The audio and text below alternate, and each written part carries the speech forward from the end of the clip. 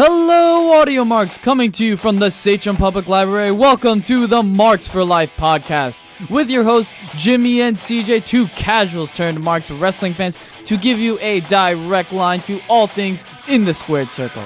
Enter the ring at your own risk. We pull no punches, we hit hard, and we will slam you with all the info you need to know. So, ladies and gentlemen, are you ready? I said!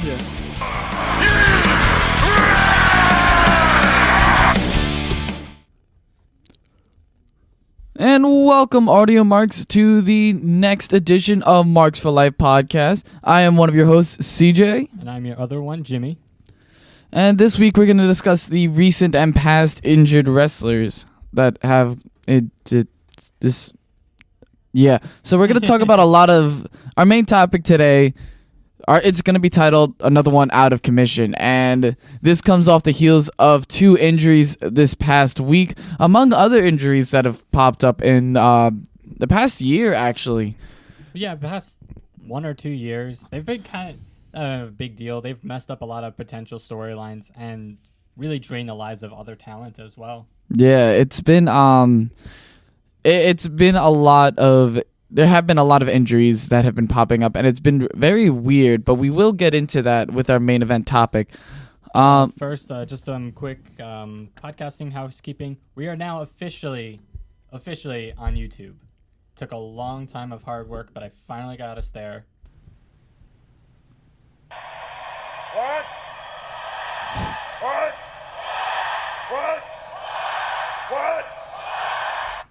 Okay, thank you. You're welcome. That one wasn't exactly cut the right way, so that's why there's such a delay in that. Anyway, it took a while. I finally got us there. So if you don't like SoundCloud or Patreon, just head over to YouTube. That way, whenever you're on your laptop or anything like that, you can just listen to us that way. Anyway, CJ, how have you been, my friend? You sound so enthused. I am so tired. Last night, I went to a party. Birthday party for one of my work friends and stuff, and it was great at first, but like someone drank too much. And was that someone you? No, I had one beer and I was done. I didn't want any more because I was driving back, but I had to drive everybody home. This one girl was just wasted, and it was just me and a friend, we had to take care of her and stuff. We had to make sure she was all right. It was just... That's good. Being responsible, drinker. That's a good thing. It was... it snapped me sober real quick. Oh, my God. I didn't get home till about, 3:30 in the morning. Jeez, man, what were you doing? I was driving people home. Yeah, people didn't want to leave till, 2:30, so I was like, all right. I don't mind being the only person here that could drive responsibly, so I kind of had to stay. It was fun. It was nice. Don't get me wrong. I loved it. It was a great party, great hangout. I was just tired. I couldn't do my workout. Yeah. I think I had to do that one time when I turned 18 and we all went to the movies, and I had to drive everyone home after that. It was not fun. Yeah. But I can relate to that, though. What was your week like? It was pretty good. Pretty much started off working for the week. Then I got 2 days off, nice. Back to back. So I spent them with Rena, and she's been going through a little bit of sickness in here and there. So got to take care of my baby. So it was good. Mm-hmm. Then we talked about the trip that we're taking next week. So that was also fun. Quick podcasting housekeep. We know we promised you an interview next week with former WWE prospect and FFW founder Mike Magnum, but unfortunately we were not able to secure an interview with him in time, so we were going to have to postpone that interview. Next week's episode will be a SummerSlam predictions with the current card of this week, the week of August 5th. 5th. So it's going to be the week of August 5th. We will run down the card as well as other potential matches and what we think is going to happen. Just letting everyone know that for future reference. Okay. Yeah, trying to get that one on while I'm on vacation is going to be interesting, but I'll see what I can do. I'll try to download it all on my iPad and have the file on me and then move it from there. So. Yeah, because I don't know how to do that. Unless you just want to upload it Wednesday. No, well, Yeah. no, because I'm be leaving Tuesday. Upload it Tuesday. I guess we'll upload it Tuesday. So Yeah. the podcast early, guys. Woo! There we go. Happy birthday to you guys. But now we're gonna kick it off to we're gonna kick it off right into the week in review. So please enjoy the following message. Hello, are you a promoter looking for some fresh meat to feed to your superstars in the ring? Are you a big, strong wrestler looking for some good squash match to build up your strength? Does Roman Reigns want to impress Big Mac Daddy Vince? Well, look no further than Job R Us. We provide the best kind of jabronis out there this side of the squared circle. We got local guys, we got skinny guys, weird guys. Hell, you can have all three guys, just as James Ellsworth. He's a Job R Us guy too. So call now at 1-800-JSQ-UASH for more information. Job R Us, a good squatch with no botch. Job R Us is also an equal opportunity provider. However, we are not liable for any royalties if these jobbers turn superstars.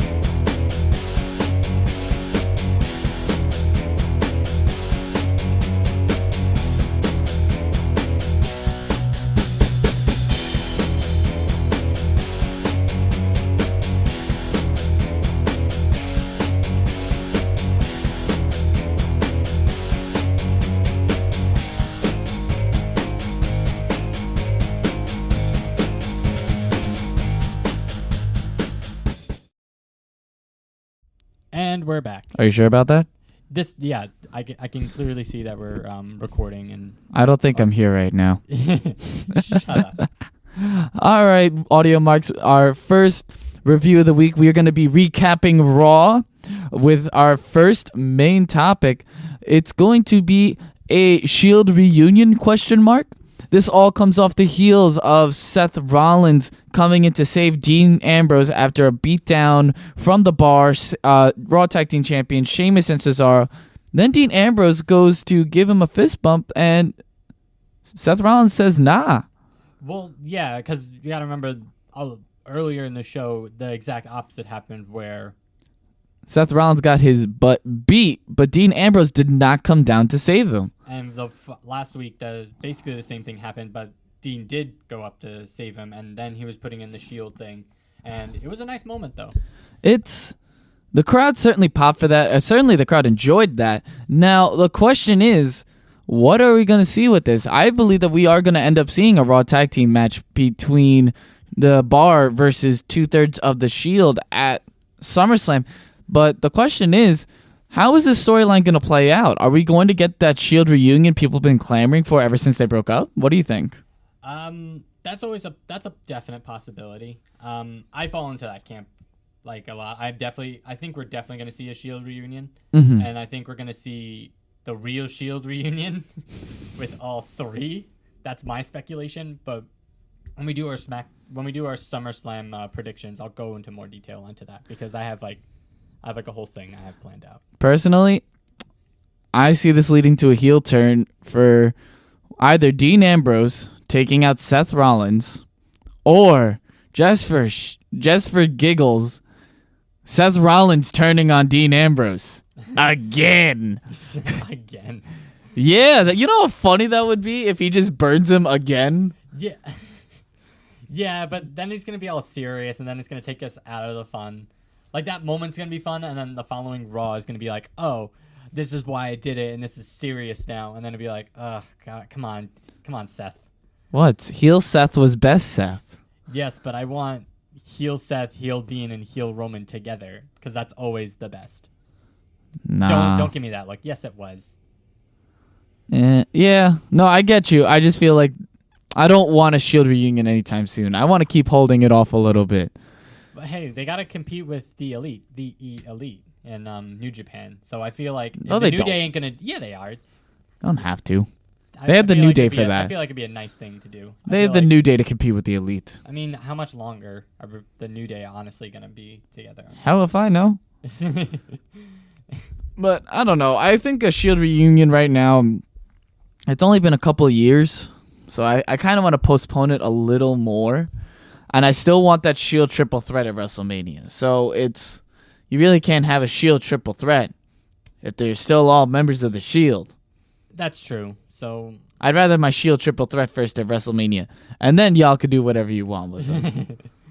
But I don't know. I feel like that this is definitely interesting dynamic. And I love how they're like just slowly going with it. They're not even just, rushing it. They're taking their time building this moment up. So I don't know. It's definitely going to be interesting, to say the least. yeah, I'm actually pretty excited about that. I just wish that they had officially made the match before we start doing this card. Yeah, they're probably going to announce it the following week on Raw.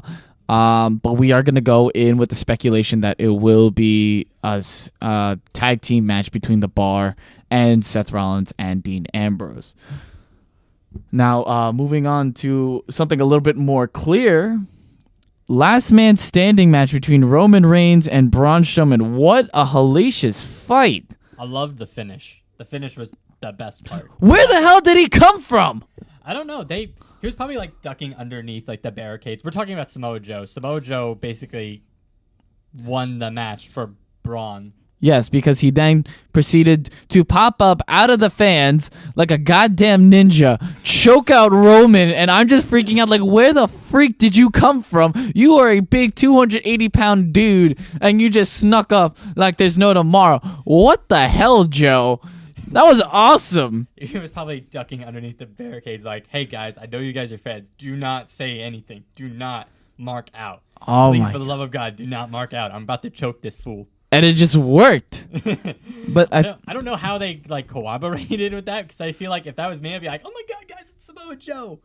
But, you would ruin it. Yes, I would ruin it. And then Roman Reigns would punch you in the face. Well, he would be too busy because Samoa Joe would have punched me in the face. True. After he choked out Roman Reigns. Yes. But we are missing the key highlight of this match. And you're going to explain that? Braun Strowman legitimately throwing a armchair at Roman Reigns' face. Roman Reigns is running to do a spear on the barricade onto Braun Strowman. Braun Strowman proceeds to take the timekeeper's chair, that big cushiony chair, and launch it at Roman's face. I rewinded that because it was just so beautiful. I've never seen anyone do that. And the fact that Braun Strowman keeps coming up with innovative things to do in a match, it just shows his potential. It does show a lot of potential for Braun, which is why the fanboy in me, the person that feels knows WWE's booking style, I feel like Braun is going to win the title. But I have my own special prediction for SummerSlam and stuff like that. But just Braun is just so good. He is so good. He grew up before our very own eyes, literally week by week, and it's just been so it's been a breath of fresh air. It's been so good. This is what we wanted from Vince for a very long time, and I think he delivered. So I feel like the Braun Strowman project worked. From black sheep mask to launching chairs. Don't forget the finish of the match where he just popped up after. Oh yeah, he just popped up oh God. He no-selled. He's he no-selled it for 2 seconds, and then remembered he had to sell. I don't know, man. I loved how he did that. It was great. I want to see a match between Braun Strowman and Samoa Joe.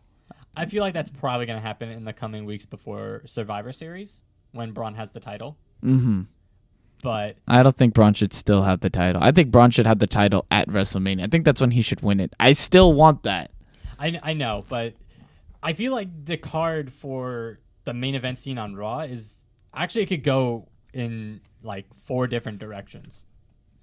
And that's just because it's a fatal freaking 4-way. No, but you honestly don't know. Like, you can make, like, before you could make real speculation about, like, oh, this is either definitely going to happen here, and, like, there's a possibility of this. Yes. But it feels like evenly amongst the 4 of them, like, there's a good potential that all 4 of them have a pretty good chance of winning.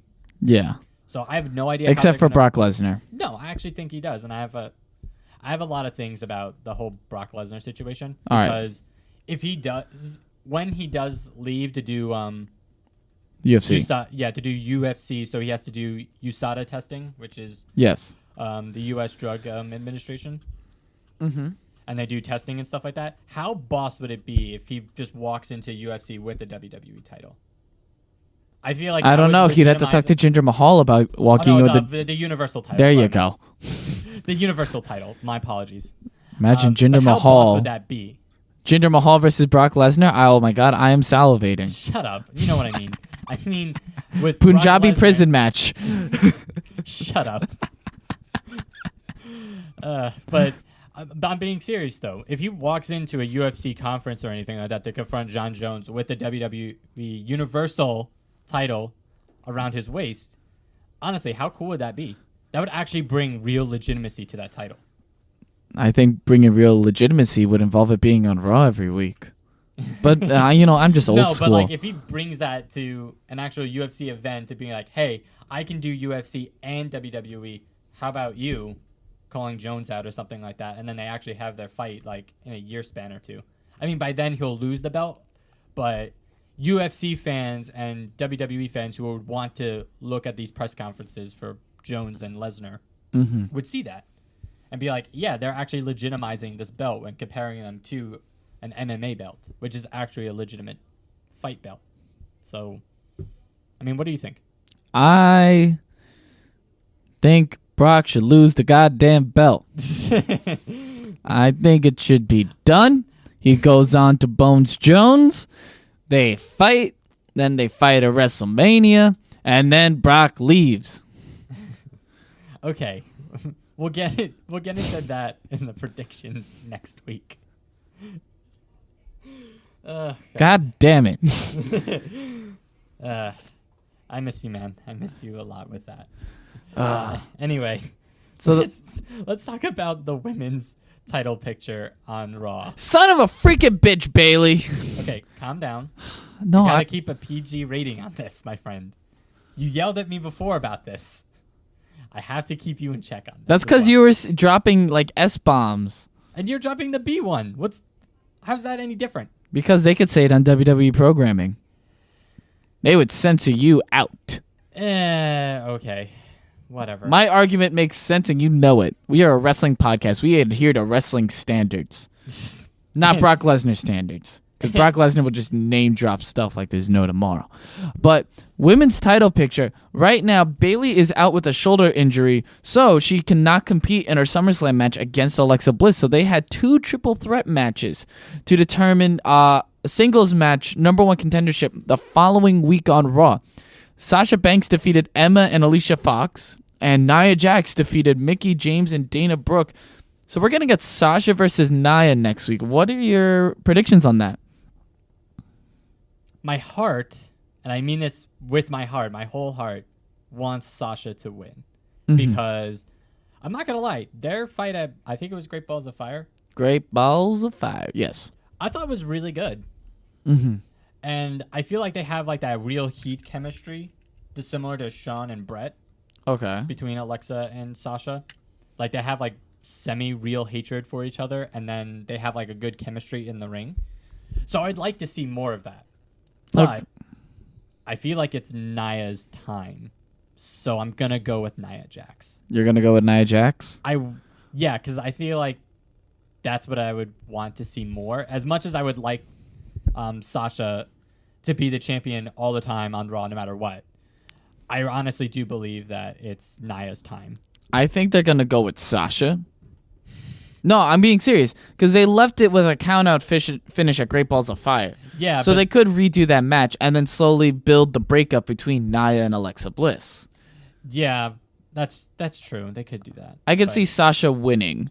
I see that. I could see that too, but I don't know. I feel like It's so hard to really quantify this, but I feel honestly that they're gonna give it to Nia. Yeah, well, if you also want to look at it, Bayley defeated Sasha Banks for the number 1 contendership. She didn't beat Nia Jax. Well, yeah, yeah. Here's the thing: that they wanted Nia in the match. Well, yeah, but I think the original plan was that she beat up Bayley so badly that okay, we're gonna put you in a triple threat. I think that might have been the original plan. Mm-hmm.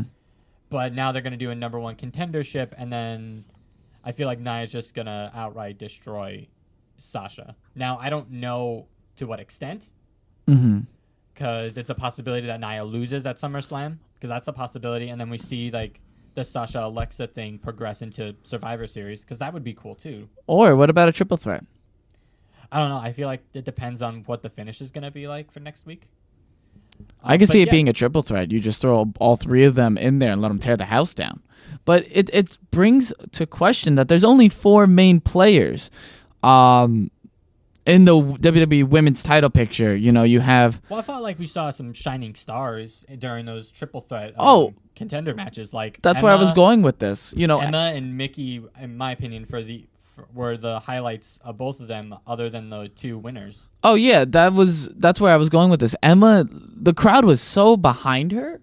You know, you could definitely make the case that she also deserves a women's or a push, some form of a push. Here's the thing that I saw, and during this whole thing, if Sasha Banks loses, I feel like she's gonna feud with Emma.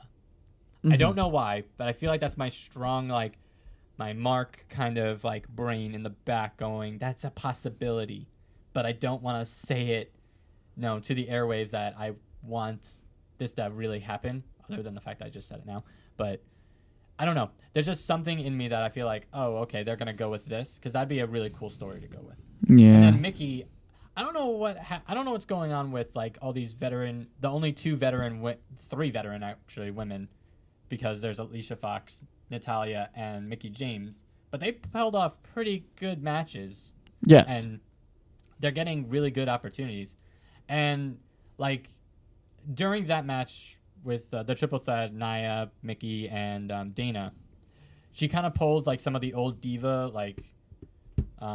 attacks and stuff like that, like the slaps and everything like that, but then pulled off like really good wrestling moves at the same time. And I felt like that's what it should have been from the start, instead of doing divas matches where they only last like several seconds or several minutes, and then restarting it with this women's revolution. Yeah. But it was a nice callback, and I feel like at some point we're gonna see Mickie James feud with Sasha or Emma, and that'd be really cool. Or Sasha or Alexa Bliss. I don't know about Alexa. Like they should have done on SmackDown. Yeah, because they finished it there, so that's why I'm hesitant to say that. Yeah. But would it be cool to see like Sasha versus Mickie, like an actual feud, or Emma and Mickie? That'd be really cool, and I would love to see that. No, that would be good. As long as Alexa Bliss is still champion. Happy birthday, Alexa. Birthday this past week, so happy birthday, Alexa Bliss. You're such a mark. So good. Then I belong on this goddamn podcast. So aggressive right now, man. I'm tired. You need more sleep. I do need more sleep. sleep. We still have a podcast to go through, my friend. Yes. So let's kick it off to our Smack Talk and talk about Smackdown. So, did you see it? I'm sorry, did you see SmackDown last week? I saw it this week, and we're talking about this week's SmackDown. So all right, boom. So we're even. Here's the thing: my Hulu didn't update when I was free. This was about 3:00 yesterday, and it wasn't up there. I'm like, why the hell is SmackDown not up here? It's usually up by like 10, 11 o'clock. So my thought process, first thought is someone in WWE right now is getting their ass chewed out because they did not upload SmackDown to Hulu at like 11 o'clock. So it probably hit like 1 minute before that, or like 10 minutes afterwards, let's say. And then he's getting chewed out by like, not Vince. Vince doesn't really care, I think, about the Hulu numbers on that. But I feel like it's someone like in talent relations, or like Arn Anderson. Yeah, it was Arn Anderson. Damn it. It was Arn Anderson. He was the founder and the co-creator of the Four Horsemen. not Flair. It was Arn. It was Arn the whole time. Oh, that actually brings us to our first topic with the fashion files. Yeah, let's definitely talk about that first, because I loved every moment of it. It was perfect. Let me just say this really quickly, because I both love and really feel sad for the Ascension, because this is not what the Ascension should be doing. But man, they make it really good. Mm-hmm. My condolences to their careers as future, 9-time, 10-time tag team champions, because they're never going to be champions again unless they go back to NXT, start from scratch, and then ascend from there and properly do the Ascension. But with that being said, the comedy that they do with Tyler Breeze and Fandango is fantastic. Oh, God. You didn't see it, though, so I guess I have to run down the whole thing, don't I? Well, I looked on Bleacher, so I know what happened. I just don't know all the specifics. Okay, so they basically started off with saying that was a whole dream sequence the previous week that they had. Where he was on, oh yeah, because he wakes up from the dream and stuff after going through freaking acid and stuff. Yeah, and it didn't really make sense because you have Fandango, I think it was Fandango, eating, what was the last week one? It was him, eating the pie or something like that, and then you have one of the Ascension members pour maple syrup on a Yeah, log, for some ungodly, weird-ass reason. Yeah. which was great television. It was great comedic television because it made no sense. It was fantastic. So then when Tyler wakes up and talks to the Ascension, he has a pie in the center of the thing, and talks to them about, I had this dream, and you guys were in it, and you were pouring maple syrup on a log, and, why were you doing it? And be like, we don't know. It was a dream. And Oh, look, see? It's not even on my thing. okay, he's looking on his Hulu thing. No, you gotta go all the way down because you're in January. Oh, now it's here because it didn't show up it before. was there last night. I saw it. Yeah, I was looking, but it was showing rewatch your old episode and Okay, stuff. you're ruining my synopsis on this. Okay. Anyway, the Ascension leave with the pie. Yes. And they're wondering, and then you get Tyler's monologue in a mirror going, "Why he's doing this? What are you trying to tell me, Dango?" And then Fandango shows up in this weird, his tie is on his head and he's wearing a bright green, mint green jacket. Not really confused of what's going on. It'd be I was told that the person that ripped Tully's head is gonna walk through the door next, and Arn friggin' Anderson walks in, and instantly I started laughing because that's just, why would they put Arn in that position? Why wouldn't you put Arn in that position? He's the founding. He's the greatest wrestler in the world, in my opinion. There's no denying that, in my opinion, because of this. And I know that's a really bold statement to say, but still, it was fantastic. I feel like Ric Flair would beg to differ. He probably would, but at the same time, it's Arn Anderson. But I feel like Arn Anderson would still kick Ric Flair's ass. Did you realize what Arn Anderson did? No, go on. He beat up Tully, the Horseman. Yeah, I know. Tully Blanchard. So that's why he ripped the horse from 3 or 4 weeks ago. Oh, God. Yeah, It was just so silly and perfect, and I want more fashion files from this. But you know what I realized with this? I still don't know who took out Tyler Breeze. Did Arn take out Tyler Breeze? No, he just took up Tully. But he was the Horseman. He was the founder of the Horseman. Not Tully. Okay, then who took out Dingo? Or who took out Tyler? We still need these answers. I don't know. That's when why are we it's gonna still see be continued on Fashion Peaks, which I don't is great that they did that. I don't know what they're gonna do though. I don't know if they're gonna keep doing Fashion Peaks though. They gotta be. Can they do Criminal Minds? Oh God! Can we just see Tyler Breeze? They can do Criminal Minds. They're probably gonna do Chicago Blue and do Fashion Blue or something like that. No, but imagine Tyler in Chicago when they go to Chicago. Trying to think, who's that girl from from Criminal Minds, the blonde girl. What was that? Don't ask me. Penny? I don't watch. Not Penny. I don't know Criminal Minds. I watched one episode of Criminal Minds with my girlfriend, and then after that, she's like, "You know what? You're not even gonna watch it anymore." I'm like, "No, we're watching this together. So when we're together, we have to watch it because I'm not gonna watch this on my own." I'd be like, "Nah," but I have no idea. You would have to ask her. Oh my god. No, it's Garcia. Garcia, the blonde one that's always in the chair with the glasses, very nerdy. I want Tyler Breeze to play her. That's probably gonna happen. And then just have Dango be like Hotch or Morgan. You know, I would love that. Or freaking the super smart one. The Matthew Gray Gubler's character. I don't know. Oh my god. Reed. There's so many potential characters for Criminal Minds that I would just love. But who the hell attacked them? I don't know. That's still a mystery. We still haven't seen any sightings of Luke Harper and Eric Rowan. So that's still in the works. Right now, But to really build that up, they're like really building it up. It's been like 3 weeks. They're going on probably 4 or 5. Luke Harper is right now teaming with Sin Cara at live events. They had a match. Luke Harper and Sin Cara versus Eric Rowan and Aiden English. It's not a thing. Oh god. I don't know what's going on right now. Maybe they're going to debut a new tag team? I don't know. I just want the Harper and Rowan tag team back. But speaking who we got back, James Ellsworth is back. The Big Hog is back. The Big Hog is back. God, I loved how he came back, by the way. There was such James Ellsworthiness goodness straight out of the thing. And now Carmelsworth is whole. It's whole once again. So let's rewind this and play back what happened. So a match between Carmella and Naomi was going on. The match was pretty good, I would say. Yes. And then right as Naomi was about to do her finish, I believe, James Ellsworth comes out of the ring, underneath the ring, and trips her up. And it was such great James Ellsworthiness. I can't even. It's gonna be great. I'm so excited. Was he suspended for 30 days, or was it indefinite? No, it wasn't an indefinite. It was definitely 30 days. Okay. Has it been 30 days since that happened? Really? Wow. Yeah, it had to have been because Money in the Bank happened in the beginning of. It happened June 18th.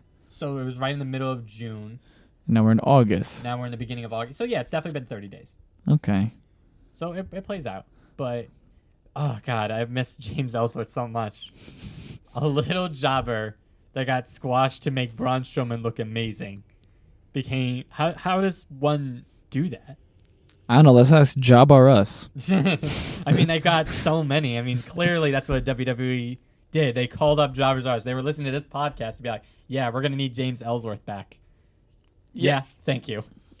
And they, like, James Ellsworth's character legitimately had the biggest progression out of 2017, 2016, more than any other superstar on any of the rosters. And it's fantastic. Now, bigger question. Will we see James Ellsworth challenge Neville for the Cruiserweight Championship? No. Okay. But we may see the first ever mixed gender match between Becky Lynch and James Ellsworth. That's a speculation that could happen. But I guess that's going to happen probably in like our talk at SummerSlam card, really. Because that is a speculation. I don't think that they can have it right then and there. I think they got to build it up. I feel like Carmella... Well, I think it's already... sorry, I have to cut you off. Finish your thought. Well, I just think that, like, we'll have a much clearer direction of the women's title picture because now that Carmella's has James Ellsworth back in her corner, I feel like it's going to be... Carmella's going to leave with something different after SummerSlam. You think a cash-in? I'm thinking cash-in. That's a possibility. I'm thinking... Well, first off, I don't think there is going to be a planned match for Carmella at all because I do believe that there will be a cash-in. What I do believe is that next week, Becky's going to come out to confront Carmella about how, she handled Becky or not Becky, Naomi last week. And then Ellsworth is going to butt in and be like, "Do you want to go, little man?" And like her Irish brood accent. And it would be so amazing to see that. And then you have Daniel Bryan come out with that really big smile, like, you're going to pay, James Ellsworth. You're going to pay. And just see Becky versus James Ellsworth at SummerSlam. Man, I want to see that so badly. But I don't know. I think it also depends on if that whole rumor about the cyborg. They would have announced it by now. Let's be honest. I don't know. I mean, there was news that Ronda is training with Brian Kendrick in California right now. Oh, really? Yeah. He's training at one of the California wrestling schools I think Kendrick's a part of. I forget which one. But he's training with the Brian Kendrick right now. So I don't know. I feel like it's a very strange world that we're kind of living in, that we're seeing the 4 horsewomen of MMA and the 4 horsewomen of WWE kind of intermingling with each other. They should fight a Survivor Series. Huh? They should fight a Survivor Series. Ooh, that'd be interesting. Yes. I would like to see that, but let's see what happens. I don't think 3 months of wrestling training is going to get Ronda ready for the wrestling ring. But it's also Ronda. She can do whatever she wants. I mean, if she's just going to like do it could you imagine if Ronda Rousey does the same thing Brock Lesnar does and just she gets Suplex City after Brock leaves? I would love to see that. And then you get like who would be a good manager for Ronda? Like, who would be the perfect like Heyman to Ronda's Lesnar? You're smirking, so you have an idea. Lana. Well, considering how well her in-ring career is going at this moment, I mean, that's a possibility. Hey, she's very ambitious. Didn't last week she kind of made fun of Tamina for like not being as beautiful or ambitious as her? Hell if I know. I mean, that was the thing. Oh yeah, because you didn't watch SmackDown, so of course you didn't see it. Punk. Anyway, let's talk about our last points, which is Corbin versus Cena at SummerSlam. Are you excited about this? Nope. Do you feel like this is a waste of time for Cena or a waste of time for Corbin? It wouldn't have been a waste of time if they built this up with a couple more weeks. I mean, we are doing this like the week before the week of SummerSlam, so they technically have another week to build it up properly. I don't know. I don't feel like that's enough time, but I don't know. I'm not overly excited. Granted, they're both strong in-ring workers, where it'll be a great slugfest if it's any indication of their match back in January. I don't know. I don't see much coming out of this. I'm just hoping Corbin wins and Cena goes to Raw. Yeah, I think that's what they do, and I feel like that's the right booking decision, because if you have Cena squash Corbin, what's the point? Yes. Like, this is why I was mad at him about the Rusev thing, but if he does this with Corbin, I feel like I would be really more mad, because that's really like new, fresh talent that he's burying. Well, here's the thing. Corbin can beat Cena. Well, and then Corbin can go on to win the WWE Championship. Do you feel like it would be a double cash-in on SummerSlam then? Yes. Okay, then. But that will go more into my SummerSlam predictions the next week. But I feel like this is going to be the exit for John Cena to move into his free agent status and head over to Raw. Well, yeah, because they definitely need babyface in the main event scene, because you really only have Roman, and you really don't qualify him as a babyface. Yeah. And the crowd is really more like, yeah, we got to get Braun Strowman into this because he's the real babyface. Like, yes. Every real fan of WWE knows Braun Strowman's the real babyface in all this. I mean, come on. Hey. Let's be all honest here. Paul Heyman's the real babyface out of everyone there. Paul Heyman's the true babyface. Oh, God. Man, we should have talked about that during our Raw talk before our recapping Raw. That was such a good... Nah, we don't have enough time. Let's do a quick NXT takeaway, which is the Street Profits.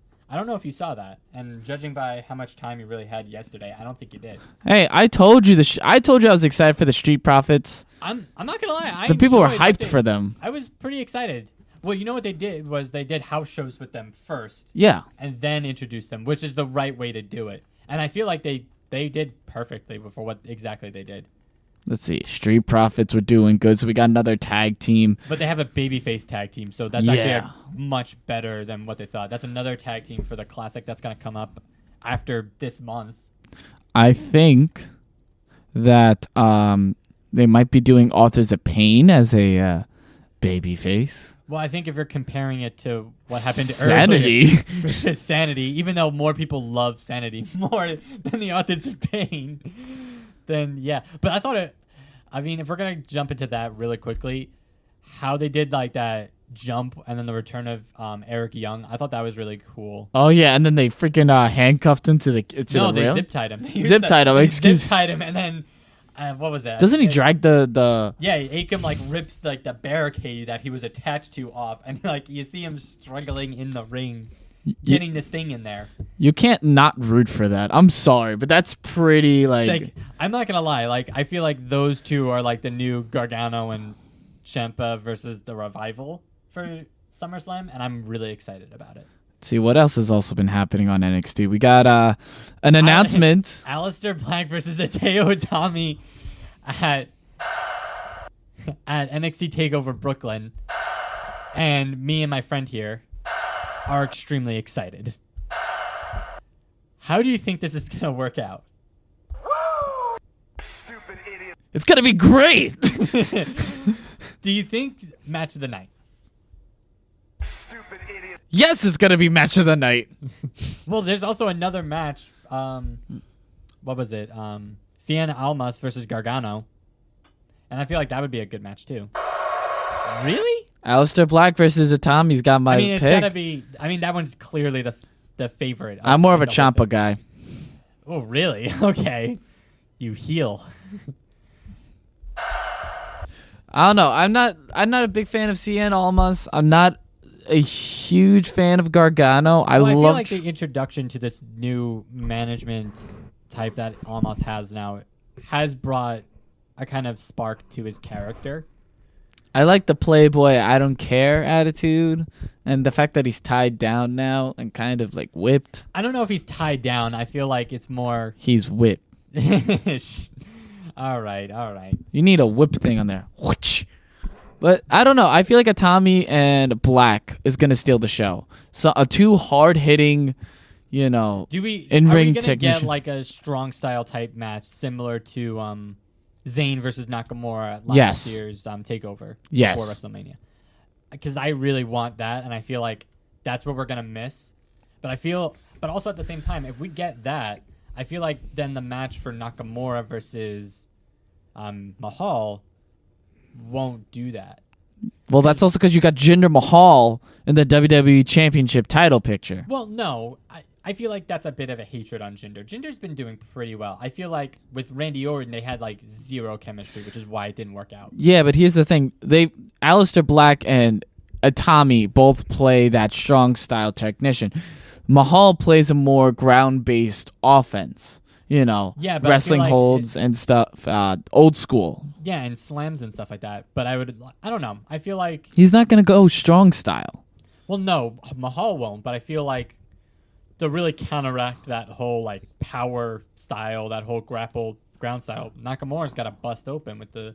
Oh, yeah. That's what Nakamura has to do, and I feel like because of that we're getting this match at TakeOver, I don't feel like WWE is going to book it. So, like, yeah, Nakamura, go do strong style. They're not going to say that to him. I think they will. Well, we'll see. Because it's still a different clash of styles compared to like a more similar clash of styles. But let's get back to the Street Profits really quickly, just because that's the whole point we're doing this TakeOver for. Oh man, I had one more thing that I want to share with you because I feel like you'd enjoy this piece of news. Then we'll postpone on the Street Profits for 1 second. Go on, my friend. There are rumors that in NXT they are planning to create an ROH stable. I do love that idea, but can they do it better than the WCW WWE invasion? Well, they already have Bobby Fish, Kyle O'Reilly. They still haven't signed Adam Cole yet, but they did get Leo Rush. They got Leo Rush, really? Like Leo Rush is like I believe got signed to NXT. He had his last match a couple of weeks ago. No, freak. Okay, that changes up a little bit. Really, Leo Rush is, I think, perfect for the cruiserweights, but that's like after they do this. And I think they're still invasion. trying to get someone else too. Well, they also have Roderick Strong in there. Yes. Who else from ROH do they have? Well, Roderick Strong. Would you count? No, you wouldn't count Johnny Gargano. But Ciampa was a ROH champion. Him. Oh, that'd be good. That'd be good. Man, I can't think of anyone. Well, unless they start putting women in there, and then you put like, not Blanchard, like Dana Purrazzo, because she was a Ring of Honor, women's champion, I think. But that's if they put women in there. I don't know if they'd do that. I don't think so. I feel that would be an interesting idea. I just want to see a war between ROH and Sanity. Then you could put a woman in there. Well, technically, you would have to put a woman in there because of Nikki Cross. So Yes. So Dana Purrazzo, or they could put Tessa Blanchard. That could work with Tessa Blanchard. That'd be a cool introduction to her and stuff like that. But though an interesting idea, I have speculation just because I have skepticism, like skeptic about it. Like I'm feeling skeptic about it. Why? It's NXT. Nothing goes wrong in NXT. Yes, but it's still WWE, and they're just starting to get good again. And I don't know if doing an invasion angle again in WWE television is going to be good. I don't know. I mean, it's possible. Yeah. Very possible. Let's see. Adam Cole may be signing with WWE.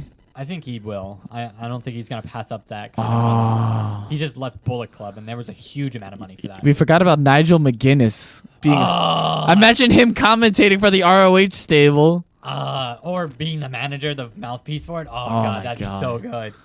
Hold on. Let me look up Leo Rush because I'm pretty sure he signed with NXT. Yeah, I have to double check on that because I'm double checking right now.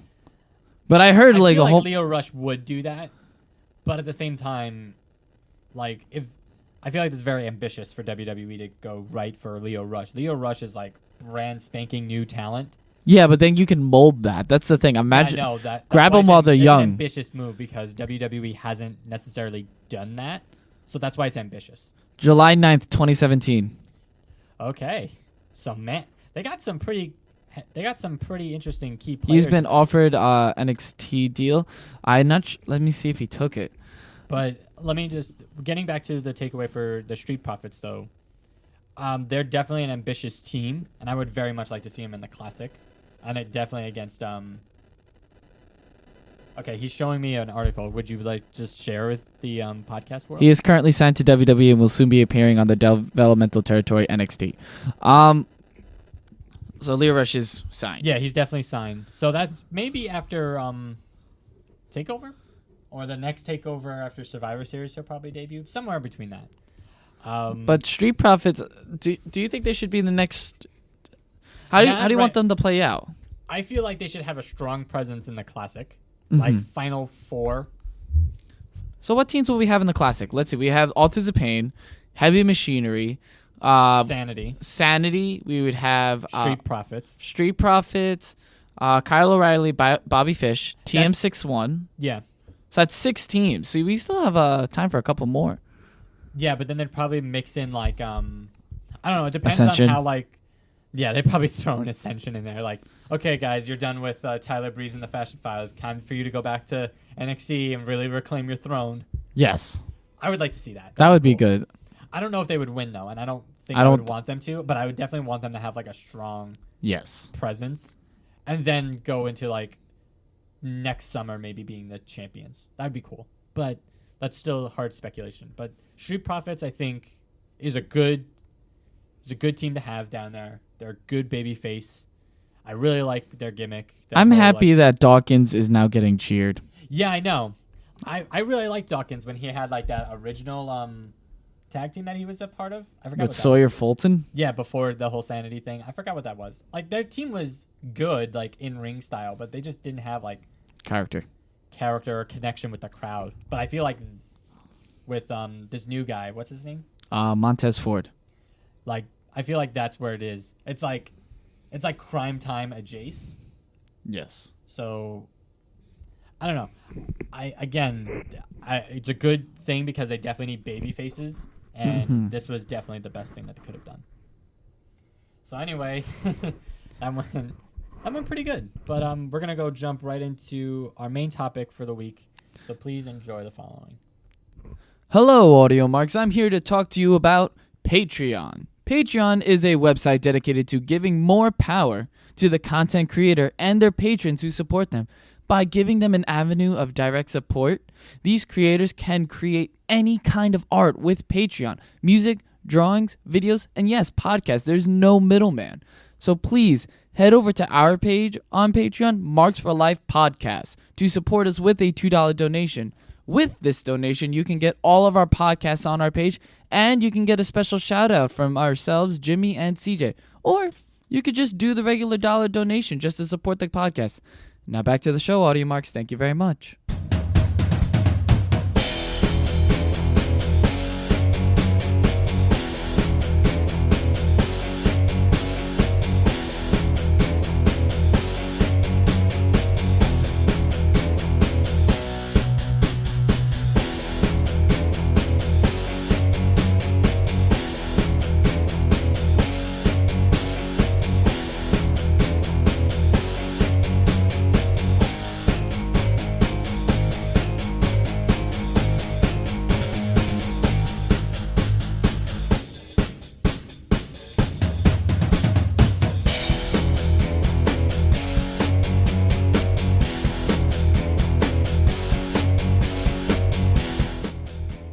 All right, and we're back with our main topic of injuries in WWE.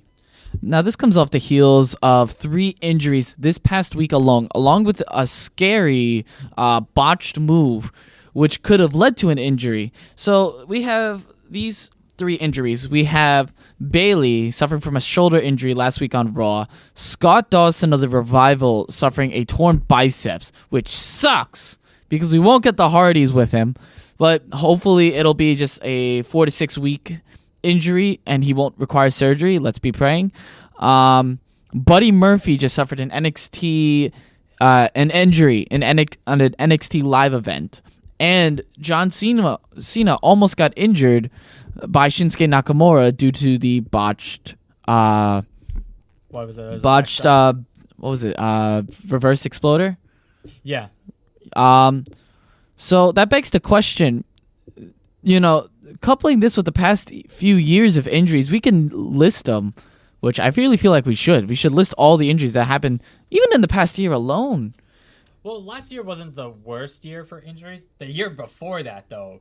Well, the past 2 years was really bad. Let's see. We had in the past 2 years, we had Randy Orton suffering shoulder injury. We had John Cena suffering a shoulder injury. Nikki Bella suffering a neck injury. Daniel Bryan retiring from injury due to concussion. Seth Rollins and his knee injury. You had another John Cena injury with the nose. That was in 2015. Yes. We're going back to 2015 too. Cesaro had a torn shoulder or a torn shoulder muscle, something like that. Neville had a leg injury. You had Hideo Itami with 2 separate injuries, one for his shoulder and one for his neck. You had Finn Balor with a shoulder? Shoulder injury. It was a shoulder injury. You had Sting with a career-ending injury with a neck injury. I mean, there was just a lot that, man. And this isn't just limited to this. And this is why another thing I want to bring up. Katsuyori Shibata had a career-threatening headbutt injury. In Japan. Yes. And then there was someone else that also got an injury as well in Japan. Hideo Itami was tweeting about it. Oh, Austin Aries had an orbital bone injury to his face. Yeah, that took him out of, wrestling for a while. So yeah. That's why he was doing commentating for a little bit. Cedric Alexander had an injury recently. He just came back. I feel like injuries are inevitable when it comes to wrestling, but is there a way to, actually know, how do wrestlers try to prevent it as much as they can? Well, let's look at it like this. In the past 2 years, wrestling injuries have spiked. Now, this could, come from the fact that these wrestlers are athletes and they've been wrestling for a very long time, for about 15 years. Yeah, the most veteran of them, at least most of them, were about 15 years. Yes. Now, but look at the style they're doing compared to the style of the older age. Stone Cold Steve Austin had a couple of moves and stuff, but it was mostly haymakers and chin locks. Same with Hulk Hogan, Sergeant Slaughter, Ultimate Warrior. They didn't have as many moves and riskier, dangerous moves as the wrestlers of today. Look at their style. It's very hardcore, hard-hitting, dangerous. If you don't it's do dangerous that you could probably die from them. I mean, if we're going to go back to 2015, I think 2015 is when Perro Aguayo Jr. actually died in the ring. Yes, because Rey Mysterio He did a Hurricanrana thing to the throwing Perro Aguayo Jr. Into the ring ropes, and that gave him a heart jettisoned attack. on his neck, and which then started the heart attack. Then you have what was that other one from the UK?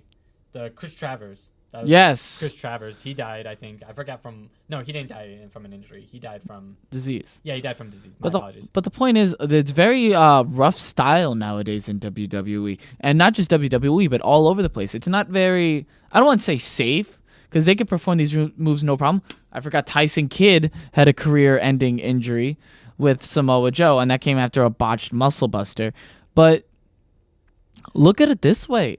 These, Naomi had an injury. It's like these injuries come off as the result of their new fast-paced, hard-hitting style. Yeah, but that's also because of the only reason why they're doing that is because of the demand that the audience look at it. Because if you look at guys who do this on a normal basis that are totally fine, the Young Bucks, Kenny Omega, Will Ospreay, Ricochet. These guys, they do it on a almost daily basis, and they're totally fine. And it's not it's because they practice these day in, day out. It affects how WWE looks at these moves. Certain moves are banned because they're way too dangerous. Here's the thing: you bring up Kenny Omega, and I remember an interview that he did when he's saying that he doesn't really believe in strong style as we believe it. Not sure if you read this interview. No, I haven't. But go on with this interview. He believes that strong style isn't about how hard you hit someone. And this came after the Katsuyori Shibata incident where his headbutt caused a concussion and nearly ended his career, neck paralysis. Kenny Omega was saying that strong style is not really about, how hard you hit someone. It's how you get back up after being hit so hard. And that makes a lot of sense in the fact that if you look at a lot of Kenny Omega's matches, they're not really hard hitting. They're well paced. They have a few big spots, but it's paced. Wrestling psychology, which is missing. People are doing moves for the sake of moves. People are doing dangerous moves for the sake of moves with no psychology behind it. And I feel like the psychology of wrestling, I feel like that not only is lost today, but I feel like that could help with injuries. Yeah, that's definitely... I feel like that's correct. I feel like the art of no selling, the art of, like you said, pacing is definitely missing. I mean, not missing so much in WWE. It's there, but it's It's more in the independents. And unfortunately, our heroes, the Young Bucks and the heroes Ricochet and Will Ospreay. Leo Rush. Did you see that? No, I haven't. What are you talking about? Leo Rush took a power bomb through a table from a ladder and then just got right back up. I feel like that's such a Leo Rush thing too. But then again, it looked dangerous, and that's the point. People are so concerned with making their moves look realistic that it's becoming more realistically dangerous, in my opinion. I mean, you don't hear you get injuries from a CW show or some really hardcore wrestling shows that you hear. And those are the ones where they use freaking saws and lighting tubes to attack people and real blood is spilled. But there's no real injuries with that. There's more real injuries when you get this strong style kind of base to do it. And I'm not saying strong style is the problem. The problem is that when you take a strong style hit, you should either sell it to where it actually looks like it hurts, and when you get hit by that, you stay down, or you get that heroic Herculean kind of thing where you kind of struggle to get up, but still get up. and it looks real that way. I don't know. I think that they should just. I think the art of wrestling psychology is just lost, and I feel like if you bring that back, you could, you could maybe prevent injuries. And maybe injuries also has to do with the fact of how long they're on the road. Yeah, because if you're doing show after show, like, because let's see if we're looking at a WWE schedule, they have like a full 5-day work schedule, and then barely get a weekend because they're probably doing media. Yes. They don't really have a vacation time except for maybe 1 week off every now and again, and whatever holidays, like for 3 days. Mm-hmm. But let's see, you get TV every Monday, or if you're on Smackdown, every Tuesday. Then you get house shows for 3 days, and then you get media. Yes. And every single in between that. And then that's not even including pay-per-view day. He's on Sundays. Yeah, pay-per-view day, air travel. And then you have air travel, which is almost like consistent, especially if you're going, from one state and then another state that's like, halfway around the country or something like that. Or if you're doing like bus travel or something like that, or doing a ride-along episode and you have to do an 8-hour thing and you're not really properly being rested. Yeah. So like that's a problem in WWE standards. But then you also got to think, what about the independent wrestlers? Going, from St. James, let's say in New York, because they have house shows here in Long Island, and you got to go back to the city or go to Connecticut or Jersey for another one. That's like that's an hour and a half, 2-hour travel time. And like that's not like an airport time. That's like you're going into a car and doing it yourself. Mm-hmm. I know there's been a lot of stories from the older wrestlers like Stone Cold Steve Austin or Mick Foley is really the first person that comes to mind. Mick Foley would do that on a weekly basis because that's how much he loved wrestling. But then again, the style was different back then. Well, you had the dates, but the ring style is just so much stiffer nowadays. Well, if we're going to compare it to Mick Foley's time, they were at a consistent ratings war against their competitor. I'm talking about before WWE. No, I know. I'm just putting in the standard because that era reflects the wrestling of today, more so than like Hogan's era. How so? Well, I mean, think of if we interview the Young Bucks right now, they'll probably say their biggest hero is Shawn Michaels. When was Shawn Michaels the most popular? Attitude Era. Exactly. And he was doing crazy stuff then as well. He had a neck injury, like right before he came back, probably with one of his best runs post Attitude Era. But he still had an injury like he had to recuperate from. Yeah, but if you're but let's go into my favorite wrestler at the Attitude Era, which was Mick Foley for a multitude of reasons. Not only because he's a Long Islander, but because of that insane bump from the top of the cell. That literally could have killed him. Like, and that was serious. Mm-hmm. So, and I don't know if he got the proper time for that, but he's still paying for all those injuries. Like, yes, he still talks about having like serious back pains and stuff like that. He's getting quote unquote better now because he was recently on WWE.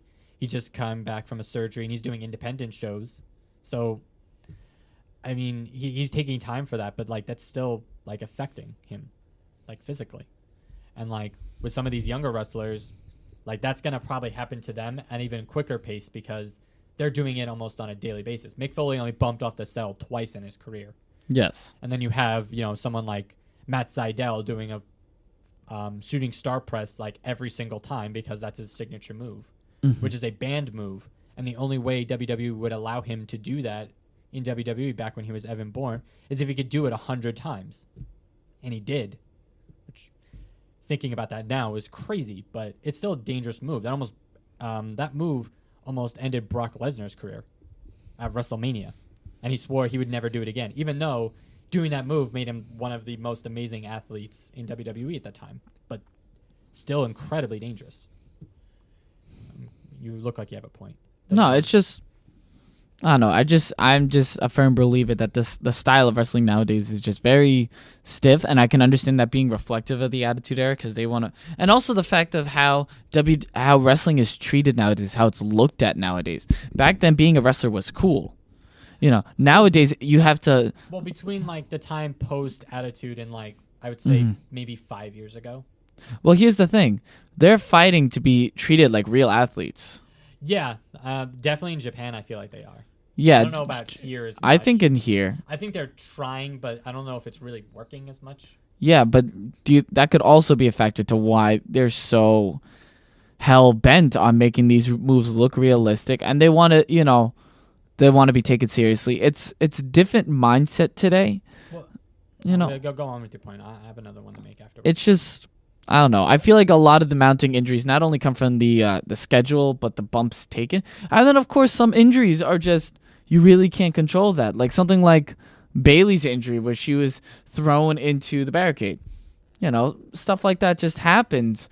But and other injuries that are like that. Enzo Amore's concussion. That was something that just happened. Yeah, but there's some stuff like that just unfortunately unavoidable. Yes, which but is sad. But something like Katsuyori Shibata's head injury, where he consistently does headbutts on a regular basis, resulting in a neck paralysis. There are certain steps that you could take to prevent that, and I feel like it's the responsibility of the wrestlers to also do that. Like I know they understand their bodies are on the line. We're just armchair bookers. We really don't understand because we've never been in the ring. But shouldn't someone take precautions against, doing things that may harm their body further? Well, I mean, WWE certainly made steps towards that, and that unfortunately had to take Chris Benoit's death. It took Chris Benoit's death. It took Eddie Guerrero's death. Stone Cold's neck injury.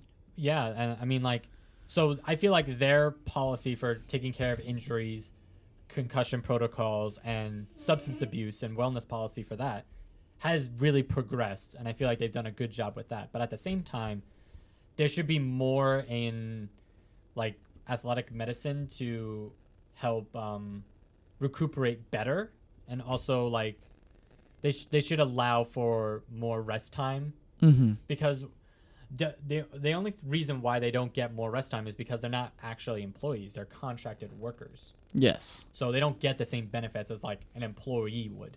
So that's why they don't get vacation time and other benefits such as that. So there's more to that. I had a point and I lost it.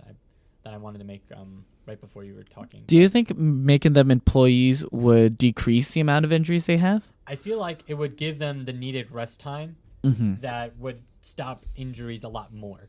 Okay. I honestly believe that because when you're an employee, companies do give you certain benefits. They do give you a health package, whether that's time off to sick days or personal time, or they give you health insurance or something like that. And that would absolutely help with all those kinds of injuries. And they would probably prevent a lot of serious injuries and a lot of deaths. Now, what would be the downside of being an employee? What's stopping WWE from doing that? I feel like there's certain benefits from a contracted work that you would get, because technically, as not an employee from WWE, you can do other things. The only one thing you can't do as a contract is work at another promotion. Yes. But you can do, television. You can work on building your own brand that's not revolving around wrestling and stuff like that. As an employee, I think it's hard to do that because you're obligated to bring the best light to WWE no matter what, and have it WWE endorsements through you no matter what. I think through contracting work you can, but you technically don't have to. I mean, you take I think Stone Cold, he's still technically contracted to WWE, no? No, his contract expired. All right. But I get your point, but I don't know, maybe if they change the policy on that, give him more health. I mean, I feel like if they give him more health, they take pay cuts as well. I don't know. So I would rather take take issue of why, because they want more money, but how much more money do you need? I feel like having health benefits would be better. Well, yeah, but they're not getting a big paycheck. Let's take how much do you think a wrestler in WWE would make? I think it's 100,000. Okay, let's say they take 100,000. That's a regular contracted work. If they get employed, it's probably halved because of health insurance. It's probably half. Well, no, it's probably more than that. It's probably 3/4 that. So they probably take home about minimum entry level stuff. 25,000, maybe a little bit more, 30,000, let's say. I don't know. I think we're also because you're also forgetting health insurance has increased because of premium prices and stuff like that. There's also transportation costs because they are performers and they need that. Then they need other benefits that lead to. So like housing, Yeah. personal company cars maybe, or anything like that. And that definitely does affect pay raises and stuff like that. That's why they get money outright and they don't get benefits. So there's that. I mean, I'm just speculating. That's just like roughly, let's say, like an average worker there. I don't know who exactly would be in that, but if they were contracted employees, they would be getting that. But if you're comparing it to, let's say, John Cena, instead of like he probably makes like 4 million, would you say? At least. He probably makes like 4 million, let's say. So if he gets like a health benefit, company car, and WWE pays for his house or something like that, then he'd probably make $1 million a year. I think this is definitely like a topic we should bring up with your friend Mike Magnum. His take on the injuries and like maybe preventions. Yeah, that's definitely something we'll talk to him at some point. Hopefully we get him on the show. Because getting like a wrestler perspective on this, because we do not know the whole story and we're only making assumptions based on it from what we've seen. But another question we kind of want to talk about though is like, how does WWE look at superstars after these injuries? I mean, I think before, this whole implementation of a wellness policy or concussion protocols or anything like that, they probably just dust him off like, oh, he's just a small injury, take care of it, get back to work and stuff like that. Mm-hmm. And unfortunately, it has caused that kind of attitude, I wouldn't say cause, but it helps generate, the deaths of like Eddie Guerrero and Chris Benoit. And I'm not saying that as a knock to WWE, but like that's just fact. Like if they knew that Chris's concussion was as severe as they found out in the autopsy, he would have never gone back into the ring again. Yeah. He probably would have never been a world champion. He probably never would have came into WWE because his concussions had him with a brain of an 80-year-old man. Eddie had like a terrible, I wouldn't say a terrible because that feels like that's disgracing Eddie Guerrero, but he had like, he was abusing steroids, which caused him to have his heart attack. Yeah. It's just a different look at nowadays. But that's the reason why they. Oh, sorry to cut you off, but that's the reason why they implemented this wellness policy and like, you have to take time and these concussion protocols to protect those wrestlers. Mm-hmm. But like, if you get an injury, it's possible like your momentum gets slowed down. You're probably on your way out of the company. I mean, thank God there's wrestlers like Itami and Balor who came back from pretty serious injuries, more Hideo Itami than Balor, but yeah, they came back from serious injuries and slowly they're getting the momentum. But I mean, there's some guys who don't even get inside the ring, like some of like Tough Enough people, like they're always promised a contract and stuff like that, but then they get injured and then they're just never seen again.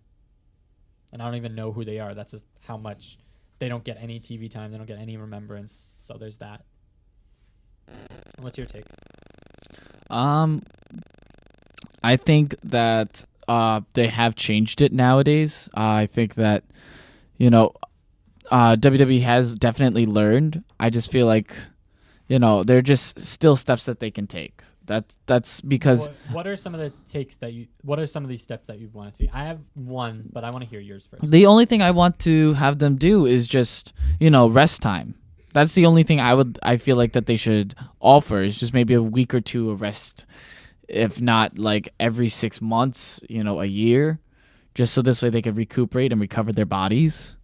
Because it's just a physically demanding job, and no matter how much medicine you give them or how many tests you operate on them, rest is still one of the best ways to recover from something this stressful. And I don't think it would affect storylines that much to have them just take a week or two off. You have backstage promos, you have vignettes and stuff. As long as they're not in the ring, you can even have them appear at the taping just to do an interview and then just have them rest the rest of the week. Yeah, I mean, or they go to like Stanford just to do promos and vignettes and stuff like that. Exactly. Like I feel like that would definitely benefit. One thing that I found kind of interesting, I remember hearing this from a podcast one time, and it's let's say control of the company goes to like Steph and Triple H. One of the things I heard Triple H wants to do is start implementing like real sports medicine into wrestling and start investing in like medical equipment that's designed specifically for like professional wrestlers and stuff like that. That would work too, especially since he knows what it's like. He's gone through He's two gone separate through, tears in his legs. So like that investment of like medical technology to help wrestlers get back, not only from like serious injuries, but like if you're someone, one person I like really think about who's like whose body's really is Mick Foley again. And like if we can build an apparatus for him to use in the ring, but if like we build like if there's like some sort of sports technology, like some sort of like Under Armour or something like that helps heal his body or something like that, there's a possibility that you could see him bump again. Or get like, or that science fiction thing that like Batman had in the Dark Knight Returns, where like the knee brace that like basically acted as like knee cartilage and ligaments that help him like reuse his leg again, something like that. I think that would be such an investment, and that's where WWE needs to do, is really invest in not only employment for the people, like the wrestlers and the performers, but invest in like medical technology, invest in health benefits and stuff like that, because that really does help these guys along the way, like a lot. All right. Man, it's a sombering talk to really talk about this kind of stuff, because like you can imagine just all the prevented like real health issues that some of these wrestlers have gone through over the years, like Edge. Yeah. Like, you can still see Edge in the ring if he got like if his neck injury was caught way more early on in his career. Oh, definitely. You know, Daniel Bryan would still be wrestling. Like, the crazy thing to me is that WWE won't allow him to. And he's his injury is probably as serious as like WWE is saying. But like, if his contract runs out, which I'm pretty sure it will, he's probably gonna head back to Ring of Honor and wrestle again. And that to me is just crazy. Like, like your life is on the line. How can you still do this? I feel like we need to get a wrestler on the show and really ask them. Yeah. I feel like because all we're doing is speculating at this point. And it really is just an echo chamber of like, why aren't you doing this and why aren't you doing that? But like, that's really all what we can do. And to get a wrestler in here to really talk about it would be, I think, way better. And hopefully we do at some point. And I think it would be such a great aspect to bring to you guys. But that's our talk. Hopefully you guys enjoyed it. But that's our show, guys. All right. Thank you for listening, Marks. Thank you, everyone, for staying tuned for our podcast. Special shout out to the Sachem Public Library for their continued use of their equipment and space. If you would like to continue listening to us, please follow us on our social media on Twitter at Marks for Life Pod, Instagram at Marks for Life Podcast, and Facebook Marks for Life Podcast. And continue to support us through Patreon and SoundCloud at Marks for Life Podcast. And now, check out our YouTube channel, Marks for Life Podcast. Our podcast and new content are coming soon to you. Until next time, Audio Marks.